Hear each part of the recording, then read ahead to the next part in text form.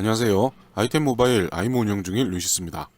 자, 스냅드래곤 855 플러스와 120Hz의 고주사율 디스플레이를 가진 에이수스 로그폰 2. 자, 추석 연휴 기간을 이용해서 이 빵빵한 스펙을 제대로 활용할 수 있는 그런 게임을 좀 해볼까 싶었는데요.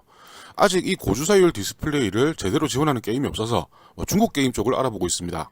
자, 그렇지만 요즘 중국 게임들은 계정 발급에 애로사항이 많아서 시간이 조금 더 걸릴 듯 하고요. 게임 리뷰에 앞서서 로그폰2의 카메라에 대한 부분 잠시 살펴볼 수 있도록 하겠습니다. 에이수스 젠폰의 경우에는 카메라 성능이 꽤 괜찮다는 후기들을 보기도 했었는데요. 로그폰2 역시 하드웨어 스펙은 괜찮은 편이라서 살짝 기대를 했던 부분이기도 합니다. 이 리뷰는 제 블로그에 업로드 되어 있고요. 같은 내용인 만큼 사진과 텍스트가 좋으신 분들은 제 블로그에서 봐주셔도 좋을 듯 합니다. 개봉기에서도 잠시 말씀을 드렸다시피 에이수스 로그폰2의 경우에는 게임만을 위해서 탄생했다고 봐도 과언이 아닌 그런 폰이라고 할 수 있습니다. 그래서 그런 건지 요즘 스마트폰 카메라 트렌드에는 조금 부족한 광각과 초광각의 듀얼 카메라 구성이고요. 자, 그렇지만 메인 카메라의 경우에는 올해 중국 플래그십들에 많이 탑재가 되는 소니 IMX586 센서를 탑재를 하면서 그럭저럭 쓸만한 사진을 뽑아주지 않을까 그렇게 생각을 해볼 수도 있을 겁니다. 대신에 초광각의 경우에는 1300만 화소의 일반적인 화소로 보이지만 조리의 값이 2.4로 조금 어둡다는 점이 아쉬움으로 남습니다. 이미 소니 IMX586 센서를 사용한 여러 스마트폰들을 리뷰를 했었지만 로그폰2 역시 센서 4개를 하나로 묶어서 1200만 화소의 사진을 촬영하도록 하고 있고요. 4800만 화소 사진은 사용자가 필요할 때 별도의 옵션을 통해서 촬영을 할 수 있도록 하고 있습니다. 그렇지만 메인 메뉴에서는 이 화소 설정이 불가능하고 별도의 설정 메뉴를 통해서만 활성화가 가능해서 편하게 사용을 하는 데에는 무리가 좀 있고요. 초광각의 경우에는 주변부로 살짝 왜곡되는 현상들이 보이지만 이를 보정할 수 있는 기능들도 아직까지는 포함이 되어 있지는 않습니다. 그렇다 하더라도 일반적인 사용에서는 큰 문제가 없을 듯하고요. 가볍게 사용하기에도 큰 무리는 없어 보입니다. 같은 센서를 사용한다 하더라도 스마트폰 저주사별 이미지 프로세싱에 따라서 사진 품질에서는 당연히 차이가 발생을 할 수밖에 없는데요. 로그폰2의 경우에는 타사 스마트폰 카메라보다 기본적으로 사진들이 조금 밝게 처리되는 경향이 있습니다.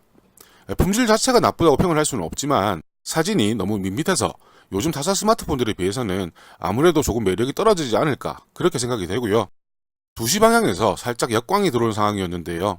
로그폰2는 카메라 앱에서 HDR 플러스가 활성화되는 걸 확인을 했음에도 미9에도 미치지 못하는 부분은 무척이나 아쉬웠습니다. 그렇지만 나무 간판의 질감이나 페인트 농도 등을 표현함에 있어서는 미9이나 아이폰 XS 맥스 등과는 큰 차이가 없고 앞서 리뷰했던 원플러스 7이나 아너 20 프로 사진에 비해서는 조금 더 디테일하게 표현이 되고 있습니다. 메인 카메라의 품질은 베스트라고 말하기에 무리가 있고요. 소니 IMX586 센서 덕분인지 중보급기들보다는 조금 나은 사진인 듯 하지만 타사 플래그십들과 견줄 수 있는 그런 카메라는 아닐 듯 합니다. 그리고 소니 IMX586 센서 하나만을 사용한 4800만 화소 촬영은 같은 센서를 사용한 다른 스마트폰들에 비해서 무척 아쉬운 해상도를 보여주고 있는데요. 이런 부분은 이미지 프로세싱보다는 아무래도 카메라 렌즈 부품 자체가 샤오미 미9이나 미9 SE보다 품질이 조금 떨어지는 게 아닌가 그런 생각을 하게 합니다.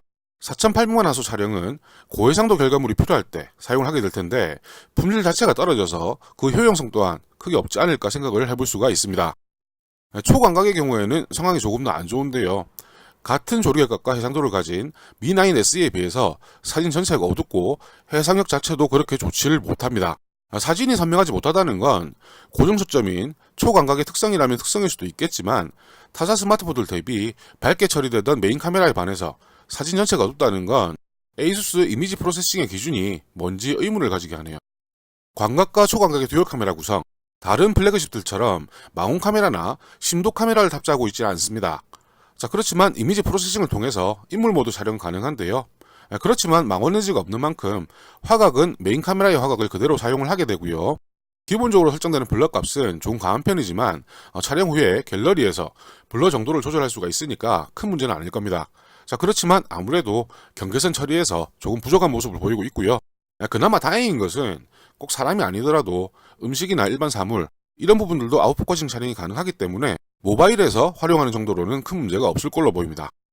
에이수스 스마트폰을 처음 사용을 해보지만 아무리 게임폰이라 하더라도 기존에 호평을 받았던 젠폰 정도의 사진은 나와주지 않을까 그런 기대를 했었는데요. 지금 결과를 보자면 그 젠폰에 대한 후기들도 그리 신뢰가 가지를 않습니다.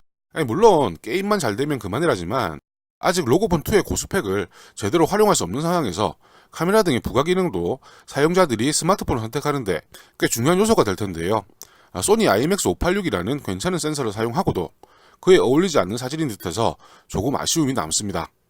로고폰2의 주간 사진은 타사 플래그십에 비할 바는 아닌 듯하고 그 이하급에서 그나마 괜찮은 사진이라 그렇게 생각을 해야 할 듯합니다. 그럼 주간 사진 리뷰는 여기서 마치고요. 곧 야간 사진과 게임 등에 대한 리뷰도 준비를 해서 찾아뵐 수 있도록 하겠습니다. 감사합니다.